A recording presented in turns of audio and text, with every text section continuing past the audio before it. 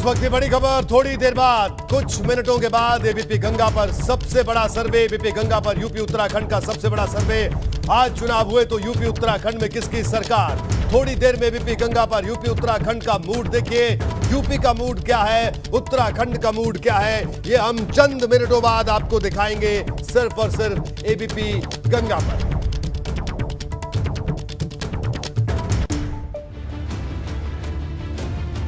नमस्कार, एबीपी गंगा में आपका स्वागत है। मैं हूं रोहित सावल। आज हम आपको दिखाने वाले हैं यूपी और उत्तराखंड की जनता का मूड। ये अब तक का सबसे बड़ा सर्वे है। इसमें हम आपको बताएंगे कि आज चुनाव हुए तो यूपी और उत्तराखंड में किसकी बन सकती है सरकार। एबीपी गंगा और सी वोटर के इस सर्वे में आपके मन में उठने वाला हर सवाल का जवाब आपको मिलेगा। हम आपको ये बताएंगे कि अगर आज चुनाव हुए तो किस पार्टी को कितने वोट मिल सकते हैं, कितनी सीटें मिल सकती हैं, पहले और अब में क्या अंतर दिख सकता है। तो शुरू करते हैं, यूपी उत्तराखंड का मूड क्या है।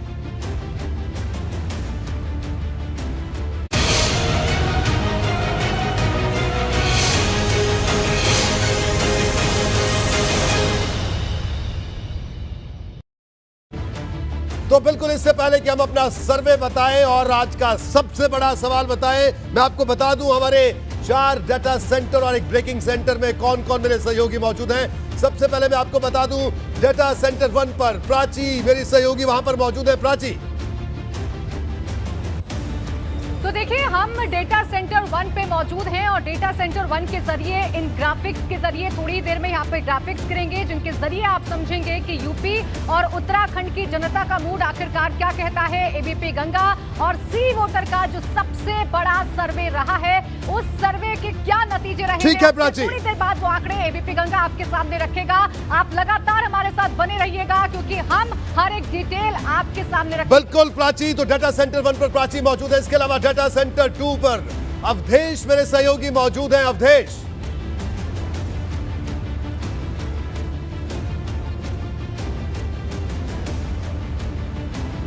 बिल्कुल रोहित जी, तो डेटा सेंटर 2 पर मैं हूं और हम दिखाने वाले हैं सबसे बड़ा सर्वे जिसमें सियासत की एक बड़ी तस्वीर साफ होगी। तो दर्शकों का इंतजार खत्म हो चुका है और जो भी इसी वोटर के सर्वे में आंकड़े आए हैं वो हम दर्शकों को दिखाएंगे और ये बताएंगे कि आखिर उत्तर प्रदेश और उत्तराखंड का मूड क्या है। बिल्कुल अवधेश, तो यूपी उत्तराखंड का मूड क्या है ये आप बताएंगे। इसके अलावा डाटा सेंटर 3 पर चलते हैं जहां पर आस्था कौशिक मेरी सहयोगी मौजूद हैं। आस्था भी आपको डाटा सेंटर 3 से पल पल का अपडेट देंगे। आस्था जी हाँ, मैं डेटा नंबर 3 पर मौजूद हूँ और मेरे पास तमाम सवालों के जवाब भी आ चुके हैं और अब से थोड़ी देर बाद, चंद मिनट बाद, हम बताना शुरू करेंगे अपने दर्शकों को कि दरअसल जो 4 साल का कार्यकाल दोनों ही राज्यों में सरकारों का रहा है, उसके बाद जनता के ज़हन में ठीक है उन पर उसकी क्या राय है। बिल्कुल बिल्कुल आस्था, मौजूदा सरकार के कामकाज को बिल्कुल, तो आस्था बताएंगी। डाटा सेंटर 4 पर राजेंद्र देव हमारे साथ मौजूद रहेंगे। राजेंद्र, बिल्कुल बिल्कुल रोहित जी, मैं डेटा सेंटर 4 पे हूँ और जैसे कि आप देख पा रहे हैं अभी इसी जगह से हम ग्राफिक्स के जरिए तमाम चीजें अपने दर्शकों को दिखाएंगे, तमाम सवालों के जवाब जो उनके जहन में है। तो बिल्कुल राजेंद्र देव डाटा सेंटर 4 से हमारे साथ मौजूद रहेंगे। इसके अलावा ब्रेकिंग सेंटर से राजीव ढोंडियाल और स्नेहलता हमारे साथ मौजूद रहेंगी। आप देखिए राजेंद्र देव वहां पर मौजूद है डाटा सेंटर 4 पर। राजीव, बिल्कुल रोहित जी, ब्रेकिंग न्यूज इस सर्वे के बीच में जो बड़ी बड़ी खबरें हैं वो हम आपको लगातार देते रहेंगे। बिल्कुल बिल्कुल राजीव, और ये बहुत अहम हो जाता है क्योंकि इस सर्वे से ऐसी कई बड़ी चीजें निकल के आएंगी जो शायद आपने अभी तक ना सोचा हो और बहुत सारी चीजें बड़ी खबर के पॉइंट में निकल के आएंगी जो हम आप तक पहुंचाएंगे। ठीक है, बिल्कुल स्नेहलता, बिल्कुल राजीव, और साथ ही साथ वरिष्ठ पत्रकार प्रदीप सिंह जी भी हमारे साथ मौजूद रहेंगे जो कि सालों से उत्तर प्रदेश की सियासत को बेहद करीब से देख रहे हैं। उनसे भी हम बात करेंगे और उनका विश्लेषण बहुत जरूरी है, बहुत महत्वपूर्ण जानना है कि वो इस सर्वे को लेकर क्या कहते हैं, तो ये भी हमारे साथ मौजूद रहेंगे। तो आइए अब शुरुआत करते हैं आज का जो सबसे बड़ा सर्वे है, सबसे बड़ा सवाल। सबसे पहले चलते हैं डाटा सेंटर 1 पर, प्राची मौजूद है। प्राची, आज का क्या पहला सवाल है सर्वे का और क्या सवाल है और सवाल के जवाब क्या है सर्वे में? प्राची जी जी बिल्कुल, तो देखिए हम अब वो आंकड़े अपने दर्शकों के सामने रखने वाले हैं जिसका इंतजार हमारे दर्शकों को था। हम बताएंगे कि आखिर ऐसे कौन से सवाल हैं जो हमने जनता से पूछे और हमने ये जानने की कोशिश की कि आखिर जनता का मूड क्या है और जनता आखिरकार क्या कह रही है, क्योंकि योगी सरकार और उत्तराखंड में भाजपा सरकार अपने 4 साल पूरे कर चुकी है। और देखिए ये आंकड़े अब सामने आ चुके हैं। आज चुनाव हो तो किस पार्टी को कितने वोट मिलेंगे ये हम आपको बता रहे हैं। देखिए भाजपा को 41% मिलेंगे, जबकि सपा को 24.4% मिलेंगे, बसपा को 20.8% मिलेंगे, कांग्रेस को 5.9% मिलेंगे, जबकि अन्य के खाते में 7.9 जाते हुए नजर आ रहे हैं। तो ये वो आंकड़े हैं, ये वो पहला सवाल है जिसका जवाब हमने जनता से जानने की कोशिश की। बिल्कुल और प्राची, उसके मुताबिक भाजपा को 41% वोट मिलते हुए नजर आ रहे हैं। जी हाँ, अगर आज चुनाव 41% वोट, क्या बड़ी खबर है। इस पहले सवाल पर राजीव और स्नेहलता के पास चलते हैं। राजीव जी हाँ रोहित जी, बड़ी खबर यही है जो हमें जो है प्राची लगातार वहां से दे रही थी। बीजेपी को 41% वोट मिल सकते हैं। एबीपी गंगा सी वोटर का ये सब है, ये ब्रेकिंग न्यूज, ये बड़ी खबर, इस पर हम आपको दे रहे हैं। यूपी में अगर आज चुनाव हो तो बीजेपी को 41%, 41% वोट मिल सकते हैं। सबसे बड़ा सब। बिल्कुल राजीव, ये बड़ी खबर है इस वक्त की। सी वोटर से अगर आज के इस सैंपल साइज के बाद जो निचोड़ निकल के आता है वो है 41% का वोट भाजपा के नाम। ये बहुत बड़ी खबर है इस वक्त की राजीव, जहां ये सबसे अहम सवाल है कि आज जनता 4 साल के कार्यकाल और कोरोना को देखने के बाद किस पे विश्वास जताएगी और कितना प्रतिशत विश्वास जताएगी। तो यहाँ पर सी वोटर्स कहता है कि 41% लोग सबसे आगे, बिल्कुल सबसे आगे बीजेपी 41% के साथ, जबकि समाजवादी पार्टी दूसरे नंबर पर है। समाजवादी पार्टी ने नारा भी दिया है, लेकिन अगर बात करें अभी की, अगर अभी चुनाव होते हैं तो 24.4% लोग ही समाजवादी पार्टी के साथ जाते दिख रहे हैं, यानी समाजवादी पार्टी को इतने वोट मिल रहे हैं। बसपा तीसरे नंबर पर आती है, बहुजन समाज पार्टी को 20.8%। अगर कांग्रेस की और अन्य पार्टी की भी बात कर ले तो कांग्रेस के खाते में 5.9% वोट आता है। ठीक है, बिल्कुल। के खिलाफ बात कर ले रोहित जी तो 7.9। तो ये कुल बिल्कुल सेनेता, तो बड़ी खबर, भाजपा 41% वोट और कांग्रेस 5.9%, बसपा 20.8%, सपा 24.4% वोट। अब आस्था के पास चलते हैं। आस्था, अगर इस बार के मत प्रतिशत की जो कि अनुमानित है और 2017 की बात करें, किस तरह की स्थिति बन रही है, जानने के लिए आस्था के पास चलते हैं। आस्था जी हाँ बिल्कुल, और वो डेटा मेरे पास आ चुका है कि 2021 की अनुमानित स्थिति क्या है। चलिए एक एक करके एक पॉलिटिकल पार्टी वाइज हम अपने दर्शकों को बता देते हैं कि 2017 से वोट शेयर और अब यानी कि 2021 में वोट शेयर में कितना बदलाव देखा जा रहा है। भाजपा की सबसे पहले अगर बात की जाए तो आप देखिए 2017 में 41.4% वोट शेयर उसका रहा और अब जो 2021 के लिए अनुमानित वोट शेयर है वो है 41%। बात समाजवादी पार्टी की जाए, चलिए बीएसपी का डेटा इस वक्त स्क्रीन पर है, तो बसपा का मैं रिपीट कर देती हूँ। 2017 में 22.2%, तो 2021 यानी कि 1% से ज्यादा का नुकसान होता दिख रहा है। और दूसरी तरफ कांग्रेस का डेटा इस वक्त स्क्रीन पर है, तो 2017 में 6.2% वोट शेयर और इस बार 5.9, यहां भी कांग्रेस को नुकसान होता दिखाई दे रहा है। आने वाले विधानसभा चुनावों में अन्य को 8.2% तक वोट शेयर 2017 में गया था और 2021 के लिए अनुमानित है 7.9%। तो पूरे दल के हिसाब से हम दिखा रहे हैं ये पूरा डेटा, भाजपा से लेकर समाजवादी पार्टी, बीएसपी, कांग्रेस और अन्य के खाते में ये जो अनुमानित वोट शेयर है। बिल्कुल आस्था, तो भाजपा को बड़ा मामूली सा नुकसान होता हुआ दिख रहा है। हालांकि सपा की अगर बात करें तो मामूली सी बढ़त उनको दिख रही है। लेकिन बड़ी खबर क्या है, जानने के लिए चलते हैं ब्रेकिंग सेंटर स्नेहलता के पास और राजीव भी वहां पर मौजूद है। स्नेहलता बिल्कुल बिल्कुल रोहित जी, तो 0.4 का भी फर्क है और ये बहुत बड़ी बात है। देखिए भाजपा के खाते में अगर 2017 और 2021 को आप तुलना करेंगे तो वोट शेयर में 0.4% का अंतर, यानी 41.4%। 2021 में 41%, सिर्फ 0.4। रोहित, ब्रेकिंग यही है, ब्रेकिंग न्यूज यही है कि मामूली से अगर हम बात करें तो यहां पर कमी दिख रही है। 41.4 2017 में थे, जबकि 41%, एक्जैक्ट 41% इस बार अनुमानित है। जबकि समाजवादी पार्टी वो यहां पर थोड़ा सा आगे बढ़ते हुए उसका वोट परसेंटेज बढ़ता हुआ दिख रहा है। ठीक है राजीव, बिल्कुल राजीव। हम अब प्रदीप जी के पास चलते हैं। प्रदीप जी, किस तरह से देखते हैं वोट शेयर की बात करें तो भाजपा को बड़ा मामूली सा नुकसान बसपा को और सपा को बड़ा मामूली सा इजाफा। कांग्रेस की स्थिति आप देख ही रहे हैं, किस तरह से देखते हैं आप जो ये अनुमानित आंकड़ा अभी सामने आया है कि अगर आज चुनाव हो तो। प्रदीप जी, आंकड़ों से कोई लड़ाई नहीं करनी चाहिए। जो सर्वे के आंकड़े हैं उनके अनुसार अगर आप देखें तो 4 साल की सरकार चलाने के बाद, 4 साल की एंटी इनकम्बेंसी के बाद अगर वोट शेयर में कोई बड़ा परिवर्तन नहीं आ रहा है और 1 साल अभी सरकार का बाकी है, तो ये किसी भी सरकार के लिए, यूपी सरकार के लिए नहीं, किसी भी सरकार के लिए अगर ऐसे आंकड़े आते हैं तो ये बड़ी उपलब्धि है। तो ये एक तरह से कॉन्फिडेंस वोट है योगी आदित्यनाथ की सरकार, जनता का। जी बिल्कुल, तो प्रदीप जी का कहना है कि एक तरह से कॉन्फिडेंस वोट है। जो ये तस्वीर निकलकर सामने आ रही है कि बीजेपी का जो वोट प्रतिशत है उसमें मामूली गिरावट और सपा और बसपा को बहुत मामूली सा फायदा।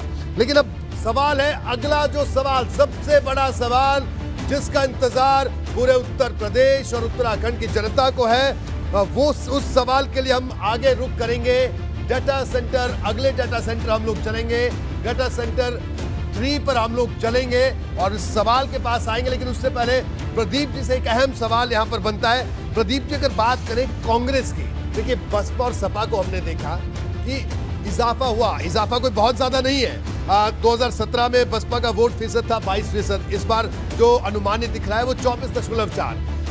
सपा का, बसपा की बात करें तो 22.2 था 2017 में और अनुमानित है 20.8, यानी लगभग 2% का घाटा दिख रहा है बसपा को। और अगर कांग्रेस की बात करें तो 6.2 17 में था, अभी अनुमानित है 5.9, यानी इन दोनों पार्टियों को घाटा। इसे किस तरह से डिकोड किया जाए प्रदीप जी? नहीं, आप देखिए तो सपा और बसपा उत्तर प्रदेश की राजनीति में हमेशा से माना जाता रहा कि अगर ये 2 पार्टियां मिल जाएं तो बाकी कोई पार्टी जो है सामने टिक नहीं सकती। लेकिन आज स्थिति ये है कि ये दोनों पार्टियां इस आंकड़े के मुताबिक अगर मिल भी जाती हैं तो उनका मिला हुआ वोट भी जो है केवल 6% करीब ज़्यादा है बीजेपी से जी। और लोकसभा चुनाव में हम देख चुके कि ये जो अंक गणित जोड़ा जाता है वो केमिस्ट्री में कन्वर्ट नहीं होता है जी। तो ये ज़रूरी नहीं है कि ये जुड़े तो। और दूसरी बात ये है कि दोनों पार्टियों की ओर से एक तरह से घोषणा हो चुकी है कि अलग अलग चुनाव लड़ेंगे।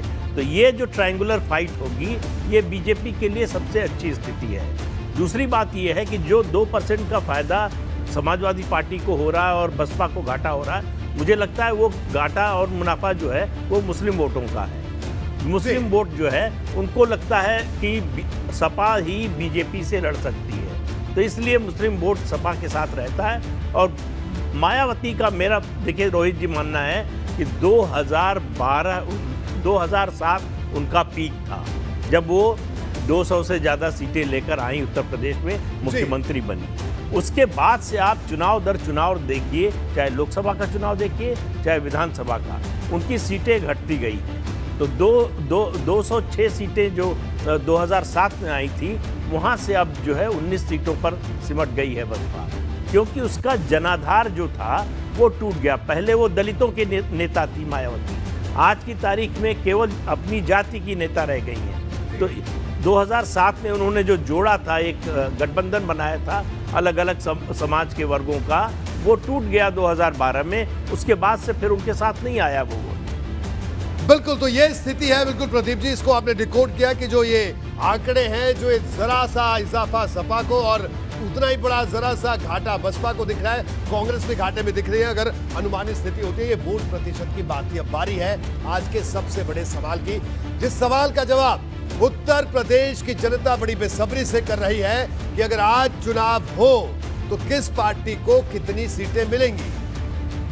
और इस वक्त हमारे साथ मेरी सहयोगी प्राची मौजूद है, उनके पास चलते हैं। प्राची, जो सबसे बड़ा सवाल जिसका इंतजार सबको है, क्या सवाल है, पूरा सवाल बताइए और उसका जवाब भी बताइए।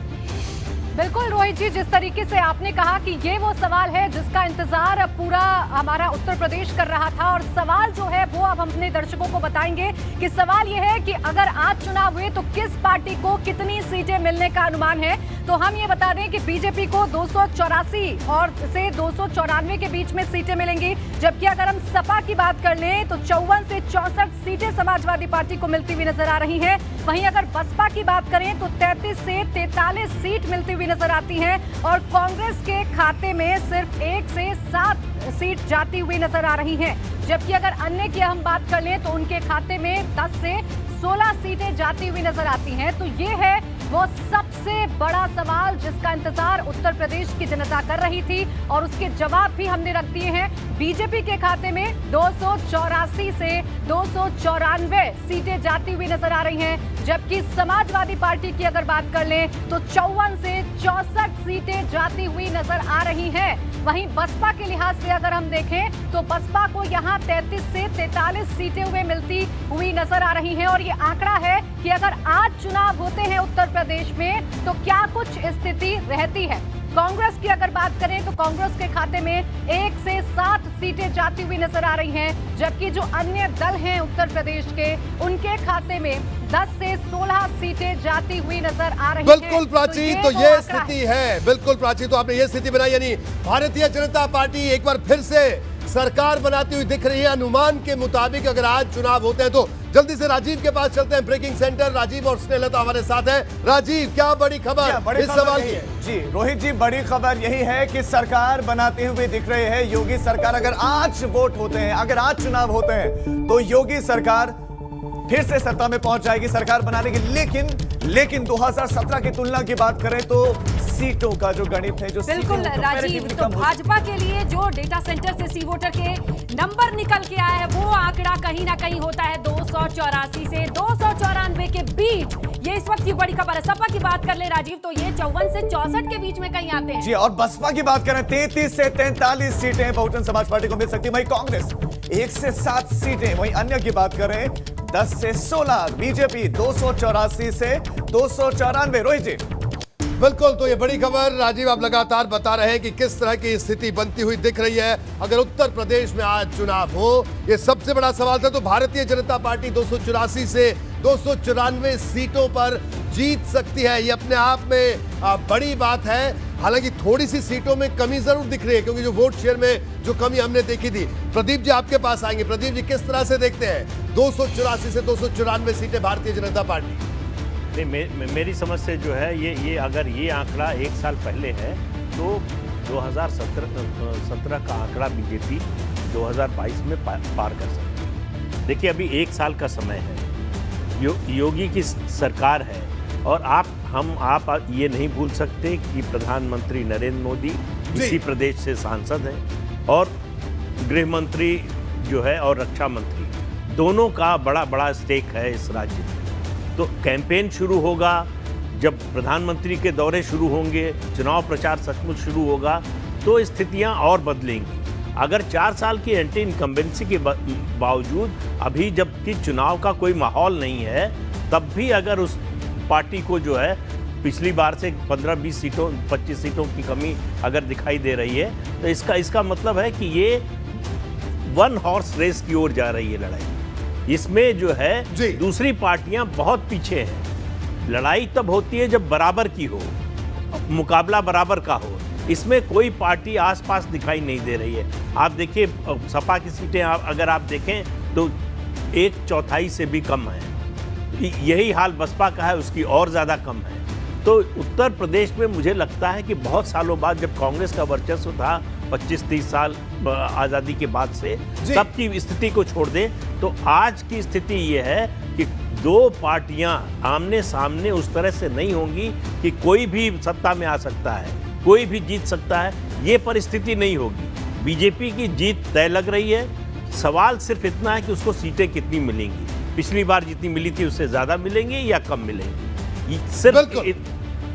तो प्रदीप जी, ये स्थिति आप बता रहे हैं, लेकिन 284 से 294 सीटें, यानी जो अनुमान है वो आपके लिहाज से भी लगभग सही जाता हुआ दिख रहा है। हम सीधे वीरेश के पास चलेंगे, लखनऊ में, जहां पर काफी लोग भी मौजूद हैं। वीरेश, जो सर्वे की फाइंडिंग्स आई है वो ये है 284 से 294 सीटें भाजपा दोबारा से जीत सकती है। ये सवाल है, इस सवाल का जवाब सामने आ चुका है, आपके पास आएंगे। लेकिन उससे पहले एक बार फिर हम आस्था का रुख करेंगे और 17 और 21 में किस तरह का कंपैरिजन है, ये स्थिति पर एक बार नजर डाल लेते हैं। आस्था जी हाँ, बिल्कुल। और समीकरण किस तरह से बदले हैं उसके लिए इसे समझना जरूरी है कि कौन सी पार्टी ने 2017 में कितनी सीटें हासिल की थी और इस साल का जो अनुमानित डेटा है उसमें कितना नुकसान और कितना फायदा किसी को होता दिख रहा है। तो चलिए सबसे पहले भाजपा की बात कर लेते हैं। सत्तारूढ़ पार्टी 2017 में 325 सीटें जो थी वो भाजपा ने जीती थी।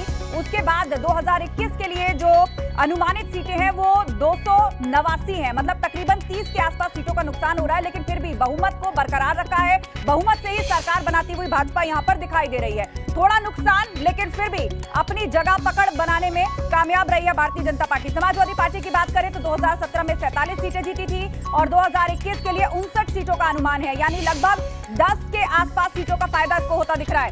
बसपा की बात कर ली जाए तो 19 सीटें 2017 में बसपा के खाते में गई थी और अब 38 सीटें मिलती हुई दिखाई दे रही हैं, यानी बसपा को यहां पर कुछ फायदा होता दिखाई दे रहा है। कांग्रेस की स्थिति की अगर बात की जाए बसपा के बाद तो कांग्रेस के खाते में 7 सीटें गई थी 2017 में और अब 4 सीटें, मतलब कि नुकसान होता हुआ यह कांग्रेस पार्टी को दिख रहा है। 2017 की स्थिति भी बरकरार रखने में कांग्रेस नाकाम दिख रही है।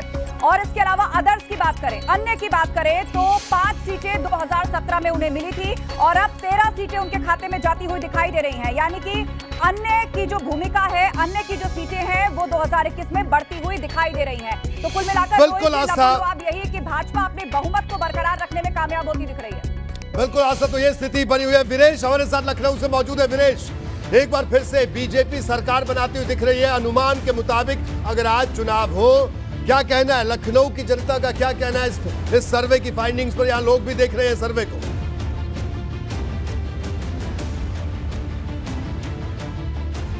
देखिए रोहित जी, 1090 पर मैं खड़ा हूं और जो सर्वे है एबीपी गंगा का उसे लखनऊ के लोग भी देख रहे हैं। और ये केवल लखनऊ के लोग नहीं है बल्कि प्रदेश की राजधानी लखनऊ है, इसलिए हर जिले के लोग यहाँ इकट्ठा हैं और यहाँ रहते हैं और अपने कामकाज को लेकर लखनऊ आते हैं। जो देश का मूड है, प्रदेश का मूड है, जो जगह जगह का मूड हमने इकट्ठा किया है, उन लोगों को यहाँ इकट्ठा किया है, वो सारे लोग यहाँ मौजूद हैं और उनकी क्रिया प्रतिक्रिया जानने की हम कोशिश करेंगे। और एबीपी गंगा का जो सर्वे है जिसे देखने के लिए 1090 चौराहे पर ये सारे लोग इकट्ठा हुए हैं, जो भी इधर से गुजर रहा है वो यहाँ रुक जा रहा है, क्योंकि एक कौतूहल का विषय है। और विषय ये है कि अगर आज चुनाव हो जाए तो योगी सरकार रिपीट करेगी। हमारे साथ राकेश सिंह हैं जो कांग्रेस के एमएलए हैं। राकेश सिंह जी, आज चुनाव हो जाए तो योगी सरकार रिपीट करेगी, न कि प्रियंका गांधी और कांग्रेस? देखिए, इस समय भारतीय जनता पार्टी की जो नीतियां हैं उससे आम पब्लिक प्रभावित है, इसमें कोई दो मत नहीं है। सिर्फ एक छोटी सी कमी है, अगर छुट्टा जानवर जो है उस पर थोड़ा और एक्सरसाइज करने की जरूरत है और उसके बाद मेरे ख्याल से सरकार तो दोबारा भाजपा की रिपीट करने जा रही है। आप कांग्रेस के एमएलए हैं और आप अगर कह रहे हैं कि भारतीय जनता पार्टी की सरकार बनेगी तो फिर क्या बच जाता है? अब अगर मैं कांग्रेस का एमएलए हूं और झूठ बोलूं तो जनता हमको भी तो सुन रही है और देख रही होगी। जैसा कि आपने कहा कि आप सच बोल रहे हैं, निश्चित रूप से आप एबीपी गंगा का जो सर्वे है उससे इत्तेफाक रखते हैं कांग्रेस के एमएलए होने के बावजूद भी। हमारे साथ भारतीय जनता पार्टी के भी कुछ समर्थक लग रहे हैं और उनमें काफी उत्साह इस बात को लेकर कि भारतीय जनता पार्टी रिपीट करेगी, योगी आदित्यनाथ की सरकार रिपीट करेगी। देखिए, जब विपक्ष ये मान ले कि भाई ये सर्वे है वो मान रहा हूँ, तो ये कह रहे हैं कि थोड़ा सुझाव, ये बता रहे हैं कि अगर जानवरों पर थोड़ा कब्जा कर लें तो और ज्यादा सीट आएगी। हम कहें तो अतिशयोक्ति होगी, क्योंकि दूसरी पार्टी के एमएलए हैं, अगर वो इस बात को मान रहे हैं तो जाहिर सी बात है एक तरफा लड़ाई है कि हमारी सरकार अभी 294 नहीं है 394 सीटें होंगी, मुझे पूरा विश्वास है। यानी कि 2017 में भारतीय जनता पार्टी ने जितनी सीट पाई थी उससे ज्यादा सीट पा सकती। देखिए, बिल्कुल जिस तरीके से आपके चैनल पर सर्वे को प्रमाणित करते हुए कांग्रेस के विधायक जी दिख रहे हैं, तो ये सर्वे राहुल गांधी जी और प्रियंका गांधी जी को भी देखकर जो वो सपना संजो रहे हैं 2022 का, वो उसी समय खत्म कर देना चाहिए, क्योंकि आपका सर्वे जो दिखा रहा है वही विपक्ष भी मान रहा है कि 2022 में पुनः योगी जी की सरकार आ गई है, क्योंकि योगी जी की जो नीतियां हैं भ्रष्टाचार जो मुक्त का वादा किया था वो जो मुक्त करने का काम किया था उसका वादा पूरा। ऐसी बात है, आपकी जो भावनाएं हैं उसे हम समझ रहे हैं और जिस तरीके से ये सर्वे हुआ है, गलियों में जाकर, गांवों में जाकर, शहरों में जाकर, कस्बों में जाकर लोगों का जो क्या मैंडेट है, उनका क्या मन है, उसे जानने की कोशिश हमने की है। और यही वजह है कि ये जो सर्वे आ रहा है उससे इत्तेफाक कांग्रेस के एमएलए राकेश सिंह भी कर रहे हैं। Bharatiya Janata party, Samajwadi party, Bahujan Samaj party और आम आदमी पार्टी के भी कार्यकर्ता और नेता यहां मौजूद हैं। बड़ी संख्या में 10-90 चौराहे पर जो समर्थक हैं विभिन्न पार्टियों के, वो मौजूद हैं, क्योंकि एबीपी गंगा एक बड़ा सर्वे लेकर आया है। किसी भी चैनल ने पहली बार ये दिखा रहा है कि किस रूप में 4 साल की अगर योगी सरकार ने काम किया है कानून व्यवस्था को लेकर, विकास को लेकर, उस पर क्या मैंडेट है। उत्तर प्रदेश की सबसे ज्यादा जनसंख्या वाले प्रदेश में क्या मैंडेट है। योगी आदित्यनाथ की सरकार पर सबने विश्वास जताया है। जिस तरीके से एबीपी गंगा ने सर्वे किया है, जिस तरह से लोगों ने योगी आदित्यनाथ और भारतीय जनता पार्टी की सरकार पर भरोसा जताया है, वही कुछ देखने को मिल रहा है। प्रदेश की राजधानी लखनऊ 10-90 चौराहे पर यहां न केवल एक पार्टी के लोग हैं, बल्कि सभी पार्टियों से ताल्लुक रखने वाले लोग हैं और बुद्धिजीवी लोग हैं, समाज सेवी लोग हैं। और इनका मत क्या है, इनसे जानने की कोशिश करते हैं। हमें तो ऐसा अनुमान लग रहा है कि आपने वो 1917 में कितना बताया था, 175 सीटें आई, 324।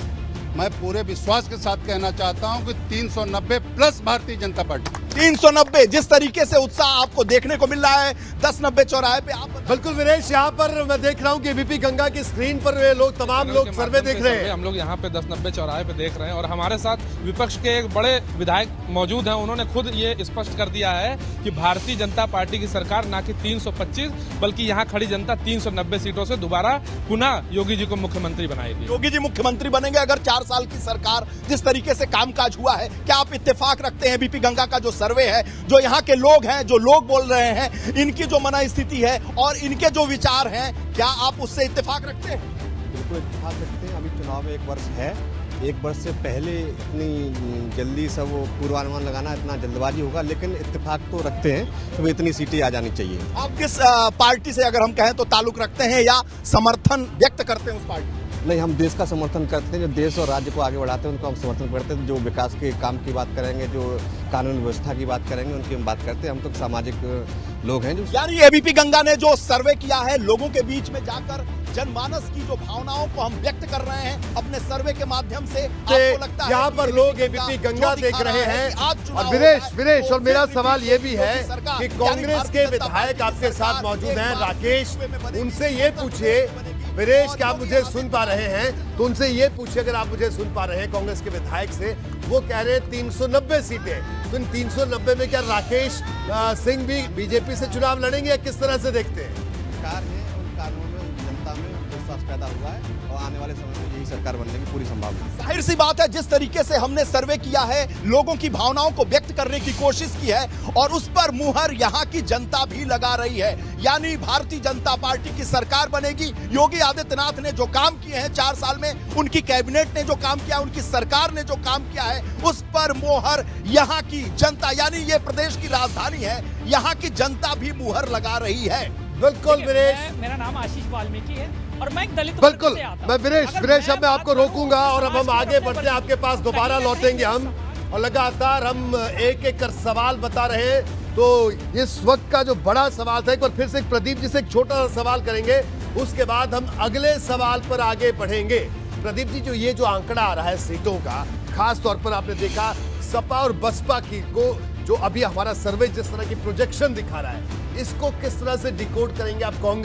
कांग्रेस की प्रियंका गांधी लगातार यूपी में प्रवास कर रही हैं। अगर उनका कुछ इफेक्ट होता तो इफेक्ट अब तक नजर आ जाता सर्वे में। किस तरह से डिकोड करते हैं इसे आप? नहीं, देखिए उनका इफेक्ट क्या हुआ, वो लोकसभा चुनाव से पहले सक्रिय रूप से राजनीति में आई, कांग्रेस पार्टी की महामंत्री बनी, उत्तर प्रदेश के पूर्वी उत्तर प्रदेश के बड़े हिस्से का जो है उनको इंचार्ज बनाया गया।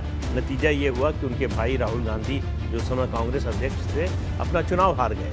तो असर का तो कांग्रेस के जो 3 खेवनहार हैं, सोनिया गांधी, राहुल गांधी और प्रियंका गांधी, तीनों इसी प्रदेश से आते हैं। तब कांग्रेस का ये हाल है कि 1 से 7 सीटें मिलने की उम्मीद है।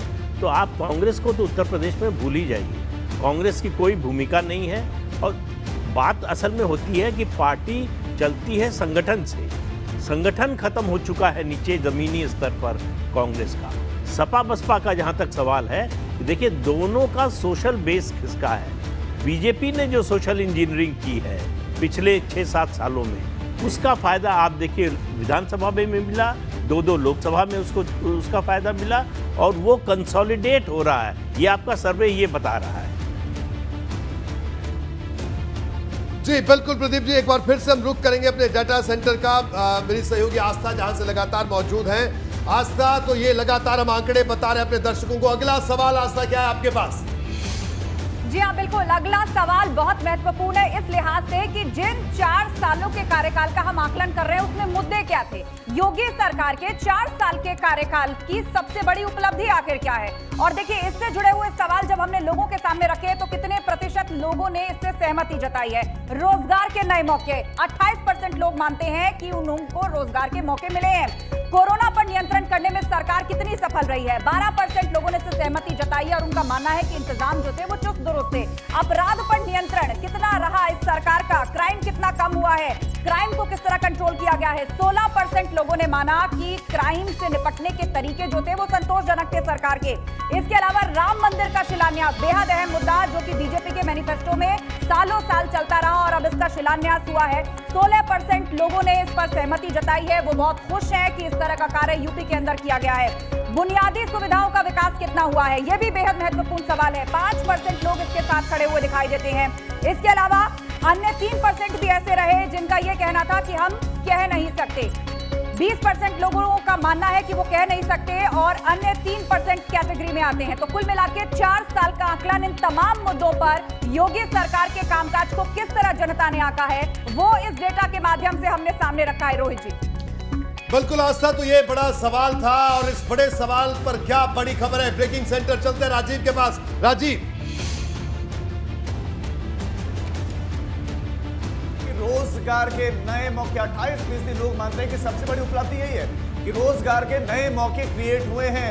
कोरोना का दौर चल रहा था लेकिन इस बीच में लोगों का मानना है कि रोजगार सबसे बड़ी उपलब्धि। बिल्कुल राजीव, कोरोना पर नियंत्रण जो बेहद अहम सवाल था, इस पर 12% लोगों के जो नजरिया है वो सामने आता है। अपराध, क्राइम, जहां इनकाउंटर की बात होती है वहां अपराध पर नियंत्रण 16% है।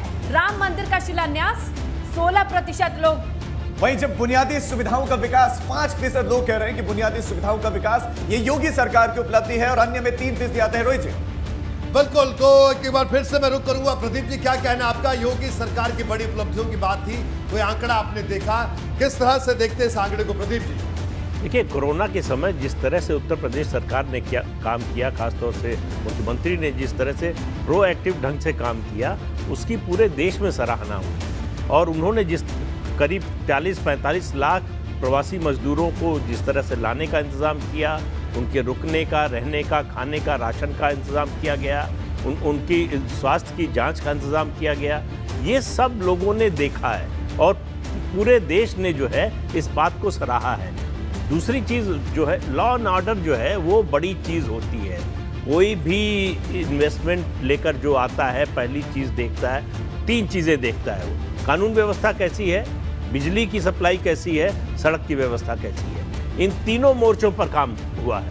खास तौर से अगर लॉ एंड ऑर्डर की आप बात करें तो ऑर्गेनाइज्ड क्राइम के खिलाफ जिस तरह का अभियान 4 साल में चला है, मुझे नहीं याद है कि पिछले 35-40 सालों में कभी ऐसा चला हो। ऑर्गेनाइज्ड क्राइम की एक तरह से कमर तोड़ दी है। केवल उनके खिलाफ कार्रवाई हुई है, इतना ही नहीं है, उनका जो आर्थिक साम्राज्य है उसको भी गिराया गया है। इसका नतीजा ये होगा कि आगे भी उनको उठ खड़े होने में बहुत कठिनाई होगी। तो ये लोग जो देख रहे हैं उसका असर पड़ता है। जो इन्वेस्टमेंट आ रहा है उसकी वजह से जो रोजगार के आंकड़ों पर आपको दिखाई दे रहा है कि रोजगार से लोग खुश हैं, कि नए रोजगार मिल रहे हैं। बिल्कुल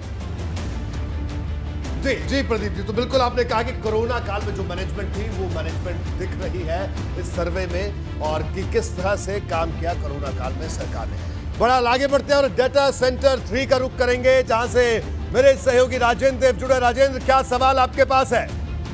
बिल्कुल, वादे कितने पूरे किए? रोहित जी, आपने सवाल की बात की और चुनावी राजनीति में वादों का, उनके पूरे होने का या उनके पूरे न होने का बहुत प्रभाव होता है वोटर्स पर।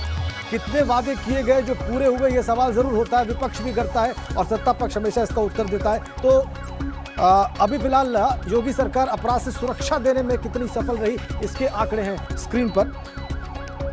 53% लोग कह रहे हैं कि हां, योगी सरकार सुरक्षा देने में सफल रही है, और नहीं कहने वाले 35% हैं। बहुत बड़ा फासला।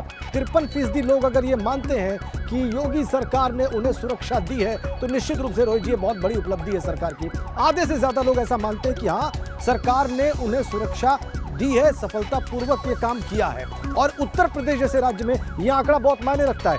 कह नहीं सकते कि संख्या सिर्फ 12% है।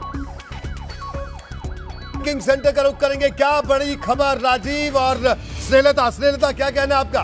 बिल्कुल, जहां अपराध को लेकर लंबी चर्चा, लंबी कवायद के बाद ये डेटा आता है आपके सामने जो हम रखे। सी वोटर्स ने जब ये सर्वे कराया एबीपी गंगा ने, तो क्या योगी सरकार अपराध की सुरक्षा देने में सफल रही? 53% लोग कहते हैं हाँ, अपराध पर अंकुश लगा है। ये वाकई बहुत बड़ी खबर है, क्योंकि जब विपक्ष में थे तो सवाल उठते थे, और अब जब सत्ता में है तो 53% लोग कह रहे हैं कि हाँ, सुरक्षित महसूस कर रहे हैं, अपराध से सुरक्षा देने में सफल रहे। नहीं कि जो संख्या है, जो फीसद है, वो 35% है, जबकि कह नहीं सकती, यानी कि कंफ्यूजन की जो स्थिति है वो 12% लोग हैं, लेकिन अभी ये महसूस नहीं कर पाएंगे सुरक्षा देने में कामयाब रही या नहीं।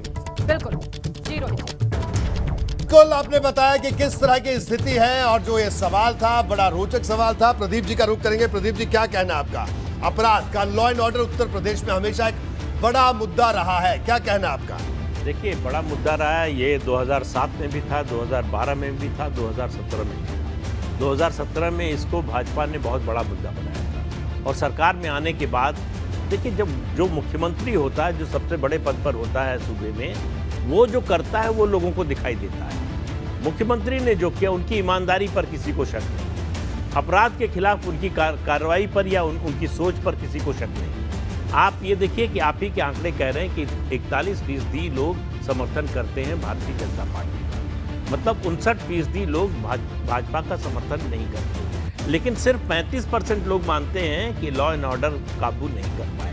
इसका मतलब जो भाजपा के समर्थक नहीं हैं, उनमें भी बड़ी संख्या है ऐसे लोगों की जो मानते हैं कि सरकार लॉ एंड ऑर्डर पर काबू करने में सफल रही है। तो ये किसी सरकार के लिए, किसी भी राज्य सरकार के लिए कानून व्यवस्था की स्थिति में सुधार लाना और लोगों को ये आश्वस्त करना कि वो सुरक्षित महसूस करें, ये बहुत बड़ी उपलब्धि होती है। और 4 साल के समय में ये उपलब्धि और बड़ी लगती है, खास तौर से उत्तर प्रदेश में पिछले 20-25 सालों से जिस तरह का माहौल रहा है, जिस तरह से अपराधी अफसर और नेताओं का गठजोड़ रहा है, उसको तोड़ना बहुत आसान नहीं था। ये केवल योगी आदित्यनाथ जैसा व्यक्ति ही तोड़ सकता था, जिसका अपना कोई वेस्टेड इंटरेस्ट नहीं है, न तो अफसरशाही में और न ही इन अपराधियों में। बिल्कुल प्रदीप जी, तो ये आपने कहा कि बिल्कुल लॉ एंड ऑर्डर बड़ा मसला, और इस मसले पर कहीं ना कहीं जो सर्वे दिखा रहा है, योगी आदित्यनाथ ने इस फ्रंट पर भी बाजी मारी है। बहरहाल अगले डाटा सेंटर का रुख करेंगे। मेरे सहयोगी अवधेश हमारे साथ जुड़े हैं डाटा सेंटर 3 से। उनके पास क्या सवाल है और क्या जवाब है, अवधेश?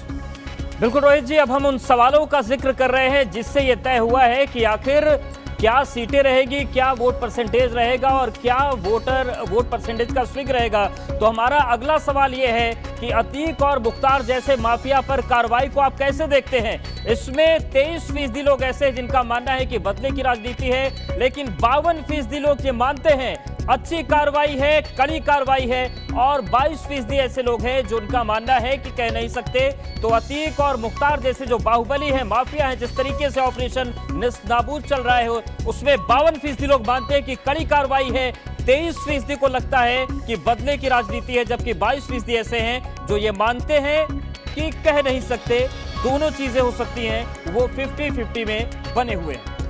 बिल्कुल अवधेश, और सीधे ब्रेकिंग सेंटर का रुख करेंगे जहां से राजीव और स्नेहलता हमारे साथ जुड़े हैं। राजीव, क्या बड़ी खबर यह है कि उत्तर प्रदेश में ऑपरेशन क्लीन, ऑपरेशन नेस्तनाबूद लगातार जारी है, और इस बीच में इसमें से बड़ी खबर निकल कर ये आ रही है कि जो बड़े बाहुबलियों पर कार्रवाई हुई, जिनका खौफ था, जिनकी दबंगई दिखती थी, और उन पर जो कार्रवाई हुई, लोग कह रहे हैं कि ये कड़ी कार्रवाई है। और 52% लोग ऐसे हैं जो इसको कड़ी कार्रवाई के रूप में देख रहे हैं। बिल्कुल राजीव, 55% लोगों को ये लगता है ये कड़ी कार्रवाई है, जरूरी है। और बदले की राजनीति जो लोग मानते हैं वो है 23%। राजीव, 52% बड़ा आंकड़ा है। 52%, जबकि 22% लोग ऐसे भी हैं जो कह रहे हैं कि कुछ कह नहीं सकते कि ये कड़ी कार्रवाई है या फिर नहीं। रोहित जी। बिल्कुल, प्रदीप जी का रुख करेंगे। प्रदीप जी, एक और कानून व्यवस्था से ही लगभग जुड़ा हुआ मामला, लेकिन बड़ी कई सियासी पार्टियां कहती थी बदले की कार्रवाई हो रही है, लेकिन जनता की जो जब राय यहाँ जो राय निकल कर सामने आई वो तो बिल्कुल यह है कि वो उससे कहती है कि कड़ी कार्रवाई है। क्या कहना है प्रदीप? नहीं, आप देखिए, समाजवादी पार्टी को 24% वोट मिल रहे हैं आपके सर्वे में, और 23% लोग कह रहे हैं कि बदले की कार्रवाई है। मैं तो 40 साल से ज़्यादा समय से उत्तर प्रदेश की राजनीति को देख रहा हूँ। मुझे याद नहीं है कि कभी ऐसा हुआ हो कि अपराधी थाने में जाकर कहे कि हमारी बेल कैंसिल कर दीजिए, हम जेल जाना चाहते हैं। ये खौफ, जब देखिए कानून का डर, सरकार का काम यही है कि अपराधियों के मन में कानून का डर पैदा करे, जो कि इस सरकार ने किया है। और जिस तरह का रिस्पांस दिखाई दे रहा है लोगों में, उससे बड़ा स्पष्ट है कि उसका असर लोगों पर पड़ा है। बिल्कुल। और हमारे साथ अभिषेक मिश्रा भी जुड़े हुए हैं, समाजवादी पार्टी के नेता हैं, पूर्व मंत्री रहे हैं। अभिषेक जी, क्या कहना आपका? जो अतीक मुख्तार जैसे लोगों पर कार्रवाई हो रही है ऑपरेशन नेस्ते नाबूद पर, उस पर जनता का कहना है, जो हमारा सर्वे निकलकर सी वोटर और हमारा सर्वे निकलकर सामने आया, ज्यादातर लोगों का कहना है कि ये कड़ी कार्रवाई है, बदले की राजनीति नहीं है। इस पर क्या कहना है? ओवरऑल सर्वे पर भी आपकी राय लूंगा, लेकिन वो दिखाऊंगा भी एक बार फिर से आपको, लेकिन पहले इस सवाल पर आपकी राय। मैंने देखा शायद 52% लोगों ने कहा है कि ये कड़ी कार्रवाई है, और 48% आपके इस कैटेगरी के बाहर के लोग हैं जो कि अगेंस्ट इस आइडिया के कि ये कड़ी कार्रवाई है। उन्होंने कुछ ने शायद किसी डर से अपनी राय नहीं व्यक्त की है, और बाकियों ने कहा है कि ये बदले की भावना से राजनीति है। तो मैं इसमें सिर्फ इतना कहना चाहूंगा कि जो डेटा का स्प्लिट है 52% वर्सेस 48, बहुत बड़ा स्प्लिट नहीं, 2% का टॉलरेंस मार्जिन है। लेकिन इस बात के साथ ही साथ मैं उसी सांस में ये कहना चाहूंगा कि कोई भी क्रिमिनल हो, कोई एक नाम, कोई एक धर्म से जोड़ करके क्रिमिनल को नहीं देखा जा सकता। क्रिमिनल की ना धर्म होती है ना जात होती है, वो सिर्फ हिंदुस्तान के संविधान, हिंदुस्तान के कानून के खिलाफ है। उसके खिलाफ सख्त से सख्त कार्रवाई होनी चाहिए। हर क्रिमिनल के खिलाफ सख्त से सख्त कार्रवाई के हक में समाजवादी पार्टी है, चाहे कोई भी हो। लेकिन इसमें आपने, अगर यही चीज आप अपना जो ओवरऑल सर्वे देखेंगे, जब आपने पूछा कि योगी सरकार की उपलब्धियों में कितने लॉ एंड ऑर्डर का इश्यू आता है, तो वहां सिर्फ 16% आदमी कह रहा है। यानी 84% आदमी इस बात से सहमत नहीं है कि माननीय योगी आदित्यनाथ की सरकार ने 4 साल में उत्तर प्रदेश को क्राइम फ्री किया है, लॉ एंड ऑर्डर से मुक्त किया है। तो दोनों क्वेश्चन में जब आपने ओवरऑल सर्वे को देखा, तो उसमें सर्वे में रिस्पांस 16% का है, जो आपने अभी दिखाया। ये अलग सवाल है कि आपका डेटाबेस कितना बड़ा है, कौन सा टारगेट मार्केट थी, किन लोगों को सर्वे किया गया, क्या रिस्पांस रेट्स थे, क्या उसकी एफिशिएंसी रेट्स थी, क्या स्टैटिस्टिकली सिग्निफिकेंट डेटा या नहीं आया, वो तो हम उसमें भी चर्चा कर सकते हैं। अभी जितना आपने बताया है मैं उस पर कमेंट कर रहा हूं कि 16% लोग उत्तर प्रदेश में ओवरऑल माननीय योगी आदित्यनाथ की सरकार पे ये कमेंट कर रहे हैं कि इनका उपलब्धि है। 84% लोग इस बात से सहमत नहीं है कि क्राइम और लॉ एंड ऑर्डर कंट्रोल योगी सरकार का एक महत्वपूर्ण मुद्दा है। एक छोटी सी प्रतिक्रिया प्रदीप जी की भी लेते हैं। प्रदीप जी, अभिषेक मिश्रा साहब ने जिस तरह से इसे परिभाषित किया, मुझे लगता है कि इससे बेहतर सपा के लिए कोई परिभाषित नहीं कर सकता है। बहुत शानदार तरीके से इन्होंने आंकड़ों को बताया कि किस तरह से क्या स्थिति है, लेकिन इन दोनों सवालों पर एक छोटी सी प्रतिक्रिया आपकी। नहीं, पहली बात तो ये कि इस बात से ये लगता है कि अभिषेक जी बहुत अच्छे प्रवक्ता हैं, बहुत काबिल प्रवक्ता हैं, इसमें कोई शक नहीं। काबिल नेता, काबिल प्रवक्ता है, दोनों हैं। लेकिन जो है आंकड़ों को आप किसी भी तरह से पेश कर सकते हैं। प्रायोरिटी लोगों से पूछी गई थी कि सबसे बड़ी उपलब्धि क्या मानते हैं, उस क्रम में है, अलग अलग विषय है। ये केवल लॉ एंड ऑर्डर पर नहीं है। लॉ एंड ऑर्डर पर जो पूछा गया उसमें 52% लोगों ने कहा कि कड़ी कार्रवाई है। दूसरी बात, ये किसी भी आम आदमी से, रास्ते चलते आदमी से उत्तर प्रदेश में पूछ लीजिए, अपराधियों को राजनीतिक संरक्षण मिलना बंद हो गया जी। सबसे बड़ी कड़ी कार्रवाई यही होती है मेरी नजर में कि उनको सरकारी और राजनीतिक संरक्षण मिलना बंद हो जाए, जो उत्तर प्रदेश में इस समय दिखाई। ठीक है प्रदीप जी, हमारे साथ डिप्टी सीएम केशव प्रसाद मौर्य साहब भी जुड़े हैं। एक सवाल उनसे भी कर लेते हैं, उसके बाद हम अगले सवाल पर जाएंगे।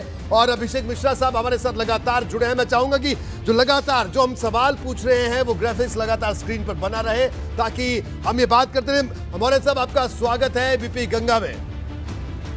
केशव जी, पहला सवाल एबीपी गंगा के सर्वे के मुताबिक अगर आज चुनाव हो तो उत्तर प्रदेश में बीजेपी की दोबारा सरकार बनती दिखाई दे रही है। बीजेपी सर्वे में बहुमत से काफी आगे दिख रही है। यूपी की जनता के इस मूड पर क्या कहना है आपका, केशव जी? देखिए, अगर हम देश और प्रदेश में सरकार चला रहे हैं और जनता के आशीर्वाद से चला रहे हैं जी, और जनता की सेवा में कोई कमी ना रखते हुए चला रहे हैं, तो चाहे वह देश का चुनाव होगा चाहे प्रदेश का चुनाव होगा, तो भारतीय जनता पार्टी को ऐतिहासिक सफलता मिलेगी।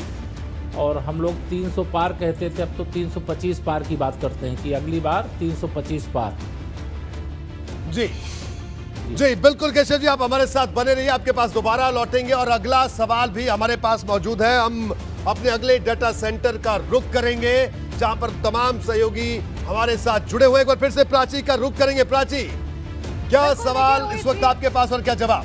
बिल्कुल, देखिए रोहित जी, हम तमाम उन सवालों के जवाब दे रहे हैं। उन तमाम सवालों के जवाब हम ये दे रहे हैं कि किस तरीके से यहाँ पर तमाम सवाल हैं वो आप देखिए।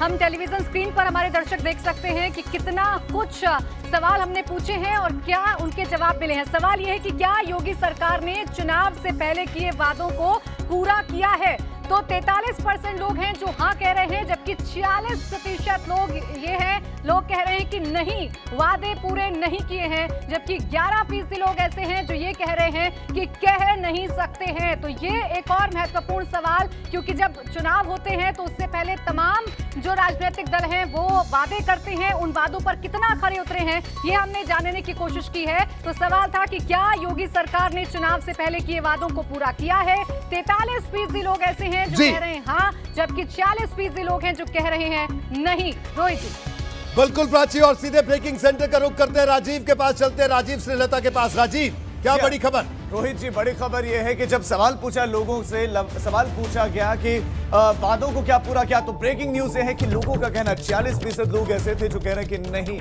चुनावी वादे पूरे नहीं किए गए। बिल्कुल राजीव, ये आंकड़ा है, यहाँ पर देखना होगा। जो आंकड़े हैं वो कहते हैं 43% लोग हैं और उन्हीं में से 46% लोगों से पूछा गया कि जो चुनावी वादे किए गए, जो प्रोमिसेस हैं, वो क्या पूरे हुए? तो उनका कहना है नहीं, ऐसा नहीं हुआ। जी हाँ, और कह नहीं सकते वाले लोगों की भी इसमें परसेंटेज है, वो 11% लोग हैं जो कह रहे हैं कि कह नहीं सकते कि वादे पूरे किए या फिर नहीं। रोहित जी, बिल्कुल, तो ये बड़ा आंकड़ा निकलकर सामने आया है, लेकिन ये आंकड़ा ऐसा है कि बिल्कुल अगर आप देख सकते हैं बड़ा महीन अंतर दोनों में दिख रहा है। हाँ और नहीं का जो अंतर है वो बड़ा महीन अंतर है। ऐसे में इस पर हम चर्चा करेंगे। 43% कहते हैं हाँ, 46% कहते हैं नहीं, यानी नहीं कहने वालों की तादाद ज्यादा है। अभिषेक मिश्रा साहब से भी इसका जवाब लेंगे, लेकिन जल्दी से लखनऊ का रुख करते हैं जहां पर वीरेश मौजूद हैं और तमाम लोग वहां पर एबीपी गंगा इस वक्त देख रहे हैं, एबीपी गंगा का सर्वे देख रहे हैं। वीरेश,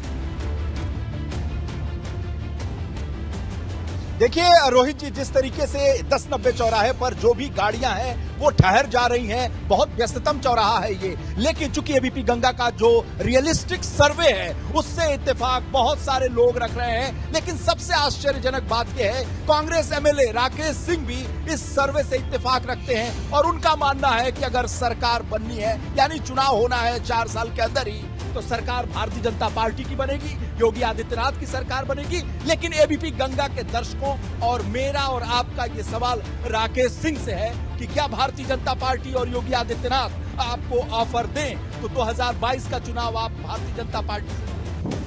देखिए, चुनाव भी 1 वर्ष बाकी है और अभी से ये बात कहना कि मैं चुनाव कहाँ से लड़ूंगा, ये मेरे ख्याल से ठीक नहीं होगा। लेकिन मेरा अपना मानना है, जहाँ भारतीय जनता पार्टी की बात है, भारतीय जनता पार्टी की नीतियां बहुत अच्छी हैं। अगर कोई विधायक इनका हारेगा तो अपने कर्मों के कारण हो सकता है हार जाए, लेकिन सरकार की नीतियों के कारण नहीं हार सकता। इतना अच्छा काम भारतीय जनता सरकार की नीतियों की वजह से कोई भी भारतीय जनता पार्टी का विधायक नहीं हारेगा। राकेश सिंह का कहना है, यानी भारतीय जनता पार्टी की जो नीति है, योगी आदित्यनाथ की जो नीति है और जो उनका चाल है, चलन है, जो प्रक्रिया है, जो सरकार की क्रिया है, उससे इत्तेफाक कांग्रेस एमएलए भी रखते हैं। और सबसे बड़ी बात, ये सोनिया गांधी के इलाके से आते हैं, रायबरेली से आते हैं। उत्तर प्रदेश और एबीपी गंगा के दर्शक ये जान ले कि सोनिया गांधी के संसदीय क्षेत्र रायबरेली से कांग्रेस के एमएलए राकेश सिंह भारतीय जनता पार्टी और योगी आदित्यनाथ की नीतियों में इत्तेफाक रखते हैं। और सबसे बड़ी बात यह है ठीक है कि एबीपी गंगा ने जो सर्वे किया है। ठीक है वीरेश, अब जल्दी से मैं प्रदीप जी का रुख करूंगा। प्रदीप जी देखिए, जो सवाल हमने पूछा कि चुनावी वायदे क्या पूरे किए,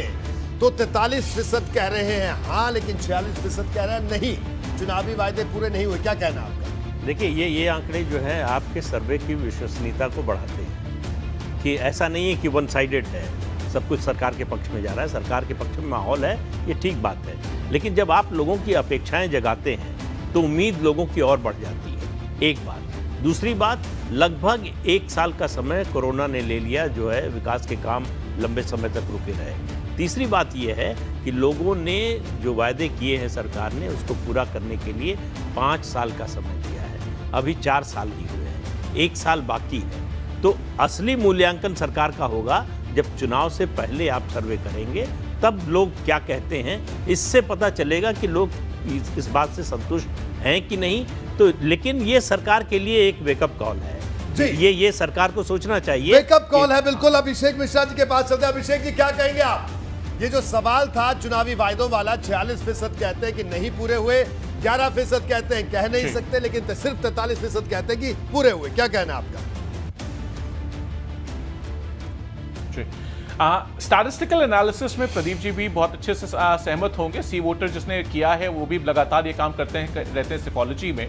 हम लोग पॉजिटिव को पॉजिटिव डोमेन लेते हैं, बाकी जो नेगेटिव और कांट से होता है उसको नेगेटिव डोमेन मानते हैं। तो अगर आप लेंगे किसी भी स्टैटिस्टिकल एनालिसिस में 57% आदमी जो कह रहा है वो कह रहा है कि नहीं पूरे हुए, वो जायज है। देखिए, कहां रोजगार की बात थी कि 75 लाख हर साल दिए जाएंगे, उत्तर प्रदेश गड्ढा मुक्त हो जाएगा, बहुत बड़ी बड़ी बातें थी। और जो 43% का डेटा आ रहा है, वो अगर आप प्रदीप जी की बात उठाएं जो उन्होंने पिछले सवाल में कहा था कि 41% वोट शेयर आज भी आपके सर्वे में बीजेपी को गया है और 43% इनका रिस्पांस रेट आया है इस क्वेश्चन के बेसिस में। तो 2% का एरर है, सेम चीज है जो पिछली बार क्राइम के डेटा में था, वही 2% यहां भी प्ले कर रहा है।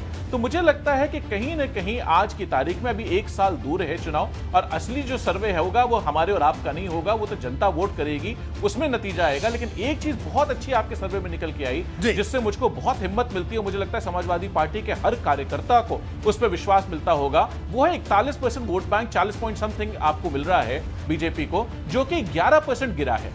अगर किसी एक पार्टी का वोट परसेंट 11% गिरा है आज, जब अभी साल भर दूर चुनाव है, जनता चुनाव पे नहीं चर्चा कर रही है, तो हम इजीली मान सकते हैं कि अगर ये वोट परसेंटेज हम सिर्फ 4-5% और गिरा लें तो हमको सरकार बनाने में मुझे नहीं लगता कोई दिक्कत होगी। 5% का स्विंग भी बिल्कुल। देखिए अभिषेक जी, हम तो सर्वे इसलिए दिखा रहे हैं कि अगर इस सर्वे से आपको कोई फायदा हो, आपको अपनी कमियां नजर आए, उसको दुरुस्त करें, किसी दूसरे को कोई अपनी कमियां दिखती है वो दुरुस्त करें। बिल्कुल है, नहीं तो अमूमन ये होता है, लोग कहते हैं जिनके पक्ष में सर्वे नहीं होता वो कहते हैं साहब आपका सर्वे ठीक नहीं है। लेकिन हमारी जो कोशिश है वो यही है। एक बार फिर से अगले सवाल का रुख करेंगे, आस्था के पास चलते हैं, डाटा सेंटर पे। आस्था, क्या सवाल है और क्या जवाब है?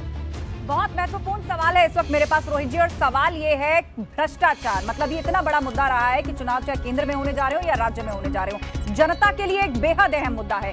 तो 4 साल के कार्यकाल में भ्रष्टाचार पर लगाम लगाने में कितनी कामयाब रही है सरकार, उसका डेटा हमें मिल चुका है। 43% लोग कह रहे हैं हाँ भ्रष्टाचार कम हुआ है, योगी सरकार भ्रष्टाचार पर लगाम लगाने में कामयाब रही है। जबकि 44% लोग इससे इत्तेफाक नहीं रखते, उनका जवाब न में है, और 13% लोग ये कह रहे हैं कि कह नहीं सकते। तो एक बहुत ही महीन डिफरेंस है 43 और 44% के बीच में, हाँ और ना के बीच में। और ऐसे में जो डिसाइडिंग फैक्टर है वो उन 13 लोगों के हाथ में है कि ये 13 लोग जो अभी मन नहीं बना सके, जो अभी कुछ कह नहीं सकते, वो किस तरफ जाते हैं और कितने परसेंट जाते हैं। तो अभी 1% की बढ़त जो ये दिखा रही है कि हाँ भ्रष्टाचार से लड़ने में सरकार कामयाब है। बिल्कुल आस्था, और सीधा रुख करेंगे ब्रेकिंग सेंटर्स का, जहां से राजीव और स्नेहलता मौजूद है। स्नेहलता, बताइए क्या बड़ी खबर? बिल्कुल, यहाँ पर रोहित जी देखिए, बहुत अहम बात यह है, सी वोटर का सर्वे, जब लोगों से ये सवाल पूछा गया कि किस तरीके से यहाँ पर भ्रष्टाचार पर लगाम लगाया गया है, 43% लोगों का कहना है हाँ राजीव, यहाँ 43% लोग कहते हैं हाँ भ्रष्टाचार पे लगाम लगी, जबकि नहीं कहने वालों की जो संख्या है वो 44% है। 44% लोग कह रहे हैं कि नहीं, भ्रष्टाचार पर लगाम नहीं लगा पाए, जबकि कह नहीं सकते वालों की जो संख्या है वो 11% है। रोहित जी चलेंगे, अभिषेक जी क्या कहना है इस सवाल का जो आंकड़ा सामने आया है? जी, इसमें भी रोहित जी देखिए वही डेटा सामने आ रहा है। अभी हमने पिछली बार भी 43% की बात की, 41% वोट मिल रहा है, 43% लोग कह रहे हैं, जो कि 52% वोट शेयर था। तो एक्चुअली आप देखेंगे तो यहां भी पिछली बार वो 9-10 लोग जिन्होंने भारतीय जनता पार्टी को वोट दिया था, आज वो भी इस बात को महसूस कर रहे हैं कि एक्चुअली भारतीय जनता पार्टी की सरकार ने करप्शन को कंट्रोल करने में फेल हुई है। मुझे लगता है यही सवाल था, करप्शन बढ़ा या अगर घटा ये सवाल होता तो मुझे लगता है जवाब अलग आ जाता। निश्चित रूप से मुझे लगता है ये देखने को मिलता है कि करप्शन बढ़ा है, लेकिन क्योंकि सवाल ये था कि क्या लगाम लगाने में सफल रही है, तो सवाल का नतीजा हमारा 57% ही आ रहा है कि नहीं रही है। लोग या तो कहना नहीं चाह रहे, कमेंट नहीं कर रहे, या नो वाले हैं। हम लोग हमेशा ये मानते हैं स्टैटिस्टिक्स में, ये फंडामेंटल प्रिंसिपल्स है स्टैटिस्टिक्स के, कि जो कांट से वोंट से वाली जो कैटेगरी है उसको हम नेगेटिव में मानते हैं, वरना जो आदमी पॉजिटिव होता है वो निश्चित रूप से पॉजिटिव जाता है। बिल्कुल, प्रदीप जी संक्षेप में आपकी टिप्पणी। नहीं देखिए, ये आंकड़ा मुझे वास्तविकता के बहुत नजदीक लगता है। 70-72 साल का भ्रष्टाचार 4 साल में नहीं खत्म हो सकता। सवाल ये है कि क्या टॉप लेवल पे भ्रष्टाचार हो रहा है? नहीं हो रहा है। उसका रिफ्लेक्शन ये 43% में दिख रहा है, लेकिन नीचे आम आदमी जो है, जो रोजमर्रा का भ्रष्टाचार है, सिपाही का, लेखपाल का, उसके भ्रष्टाचार से परेशान होता है। उसमें कमी बहुत बड़ी आई है, ये नहीं दिखा रहा है ये आपका आंकड़ा जो है। तो इसलिए निश्चित रूप से ये आंकड़ा जो है वो सच्चाई के बहुत करीब नजर आता है। लेकिन अभिषेक जी से एक बात कहूँ, ये जो आप जोड़ रहे हैं सब की, जो यस में है वो उधर है, बाकी सब जो है नेगेटिव में जाता है, लेकिन वो आपके लिए पॉजिटिव नहीं बन रहा है। सवाल इसका है कि अगर ये आंकड़ा जो है बाकी का जो है आपके पक्ष में जा रहा होता तब बात दूसरी होती। लेकिन ये दो चीजें होती हैं। देखिए, एक संतुष्ट नहीं है पूरी तरह से, दूसरा असंतुष्ट हैं और हटाना चाहते हैं, तब आपका फायदा नजर आता है। ठीक है, लेकिन वो स्थिति अभी नहीं लग रही है। जी अभिषेक जी बड़े संक्षेप में टिप्पणी करिए, क्योंकि अगले डाटा सेंटर जाना, अगले सवाल के लिए। जी बड़े संक्षेप में आपको टिप्पणी करना चाह रहे थे। बिल्कुल, बहुत संक्षेप में। आदरणीय प्रदीप जी ने 2 उन सवालों के जवाब दे दिए। एक कि क्या भ्रष्टाचार टॉप लेवल पे हो रहा है? नहीं, वो उन्होंने एस्टैब्लिश कर दिया है, जो कि आपके सर्वे में नहीं पूछा गया। दूसरा, क्या वो हमारी तरफ जा रहा है? ये सवाल भी आपके में नहीं पूछा गया था, उसका भी उन्होंने जवाब दिया। तो जो सवाल सर्वे में नहीं भी पूछे जा रहे हैं उसका भी जवाब आदरणीय प्रदीप जी दे रहे हैं। ये बड़ी इंटरेस्टिंग बात है। जो मैंने कहा था उसको नेगेटिव मानते हैं, वो स्टैटिस्टिक्स का प्रिंसिपल है। जो भी स्टैटिस्टिक्स में अगर हम डील करेंगे, सी वोटर से भी आप पूछेंगे तो वो यही कमेंट करेंगे कि हाँ, इसको हम नेगेटिव ही पर्टेन करके चलते हैं। और मुझे लगता है बीजेपी के जो थॉट लोग लीडर्स होंगे वो भी उसको इसी तरह पर्टेन करके चल रहे होंगे। ठीक है, मैं आपको रोकूंगा और सीधे डाटा सेंटर चलते हैं। मेरे सहयोगी राजेंद्र मौजूद है, जिनके पास अगला सवाल है सर्वे का। राजेंद्र, क्या सवाल है और क्या जवाब आया है? बिल्कुल रोहित जी, लगातार जो महत्वपूर्ण सवाल है उसके जवाब हम अपने दर्शकों के सामने रख रहे हैं, और बहुत सारे सवाल जिनके जवाब अभी आए हैं। उसके बाद एक बहुत ही महत्वपूर्ण सवाल कि क्या योगी सरकार के अफसर ठीक से अपना काम कर रहे हैं, ब्यूरोक्रेसी कितना इफेक्टिवली काम कर रही है, इसका डेटा हम आपको बता रहे हैं। हाँ कहने वाले 48% लोग हैं, यानी यूपी की अफसरशाही से खुश जो लोग हैं, जो प्रसन्न लोग हैं, उनकी तादाद 48%, और नहीं कहने वाले, जो खुश नहीं है अफसरशाही से, ब्यूरोक्रेसी से, वो 40% हैं। कह नहीं सकते 12% हैं, लेकिन 48% लोग अगर अफसरशाही के काम से खुश हैं तो ये भी सरकार की बहुत बड़ी उपलब्धि मानी जाएगी। बाकी अभी हमारे साथ वरिष्ठ पत्रकार प्रदीप सिंह जी हैं जो इसका विश्लेषण करेंगे, लेकिन ये वाकई किसी भी सरकार के लिए ब्यूरोक्रेसी पर कंट्रोल रखना, उससे जनहित के काम करवा लेना और ब्यूरोक्रेसी से जनता को खुश कर देना, रोहित जी, बहुत बड़ी उपलब्धि। बिल्कुल राजेंद्र, और सीधे ब्रेकिंग सेंटर का रुख करते हैं राजीव। जी हाँ, बड़ी खबर यही है कि क्या अफसर सही से कार्य कर रहे हैं या नहीं कर रहे हैं, इस पर जो जनता की राय है वो अभी राजेंद्र देव जी ने बताई है। तो ब्रेकिंग न्यूज में यही है कि जब सवाल पूछा गया कि योगी सरकार का अपनी नौकरशाही पर नियंत्रण है, बिल्कुल, लोगों का कहना है बिल्कुल हाँ, राजीव। 48% लोगों का कहना है कि हाँ बिल्कुल, यहाँ पर ब्यूरोक्रेसी का काम सही है, 48% लोग मानते हैं। 40% लोगों का कहना है कि नहीं, नौकरशाही पर नियंत्रण कम है। और जो लोग डिलेमा में हैं, जो लोग अभी भी नहीं कुछ कह सकते साफ साफ, उनकी संख्या 12% के बीच में आती है। तो ये आंकड़े हैं जी रोहित जी। बिल्कुल, एक बार फिर से डेटा सेंटर का रुख करेंगे, अवधेश के पास चलते हैं। अवधेश, आपके पास क्या सवाल है? फिर दोनों सवालों पर हम जवाब लेंगे हमारे पैनलिस्ट से। अवधेश। बिल्कुल रोहित जी, बड़ा महत्वपूर्ण सवाल है ये, और ये भी तय करता है कि किस तरीके से सरकार को लेकर लोगों का नजरिया है। सवाल ये है कि रोजगार के मामले में योगी, अखिलेश और माया में किसे बेहतर मानते हैं। ये सवाल भी बहुत हद तक सीटों को तय करता है और परसेंटेज को तय करता है। 21% लोग मानते हैं कि मायावती बेहतर है रोजगार के मामले में। अखिलेश यादव जी को 30% लोग मानते हैं कि रोजगार देने में बेहतर उनकी स्थितियां रही। 40% लोग मानते हैं कि योगी आदित्यनाथ और उनकी सरकार रोजगार के क्षेत्र में बेहतर काम कर रही है, और 9% ऐसे हैं जो ये मानते हैं कि कुछ कहा नहीं जा सकता। तो बीजेपी 40, समाजवादी पार्टी 30 और बीएसपी को हम 21% के दायरे में देखते हैं। बिल्कुल, और सीधे ब्रेकिंग सेंटर का रुख करते हैं। राजीव और स्नेहलता मौजूद हैं। स्नेहलता, क्या बड़ी खबर? जी राजीव जी, देखिए युवाओं का एक रुझान इससे पता चलता है। रोजगार जो सबसे ज्यादा दिल के करीब है वो युवा देखते हैं। कितना विश्वास है ये जान लीजिए आप। ये मायावती पर विश्वास जताते हैं 21% रोजगार राजीव, जबकि योगी आदित्यनाथ सरकार 40% लोग मानते हैं कि बेहतर हैं। वहीं अखिलेश यादव सरकार की बात करें, सपा सरकार 30% लोगों को विश्वास है कि वो बेहतर है, जबकि कह नहीं सकते वाले यहाँ पर भी हैं, और 9% लोग ऐसे हैं जो कुछ कह नहीं सकते। लेकिन योगी आदित्यनाथ पर 40% लोगों का भरोसा। वही जी बिल्कुल, और जल्दी से रुक करेंगे। प्रदीप जी, क्या कहना है? 2 सवाल थे हमारे, एक रोजगार को लेकर हमने ये सवाल था, और आपने दोनों सवाल आपने दिखे। क्या कहना है प्रदीप जी आपका? देखिए, जो पिछले सवालों के जवाब में मैंने कहा था, अभिषेक जी ने कहा ये सवाल पूछे नहीं गए थे, उनका जवाब दे दिया।